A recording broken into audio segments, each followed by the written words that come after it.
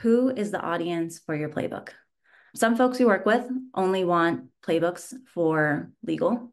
The legal team is going to be the only person looking at it. It's not for business personnel. It's going to be a reference for legal professionals to manage contracts, provide guidance on how they want to talk to their business stakeholders and the counterparties that they're working with. Some folks want a playbook for a bigger audience than just the attorneys or the paralegals and everyone else on the legal team. So for them, it can be a training tool for the sales team. It can help promote standardization in contracts, especially when it comes to sales. For a lot of organizations, it's the sales team who's explaining the red lines that the legal team did. You don't always want to get legal on the phone. That's a quick way to maybe tank a deal. Often the sales team is explaining those red lines. So being able to explain the contract to them in a knowledgeable way and allow them to put a good front to the counterparty is a big benefit that folks see.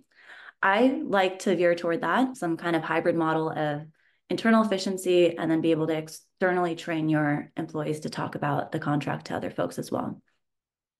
And then the last person you might be building this playbook for is your CLM or some other legal tech provider, if you're using some kind of software to automate that playbook.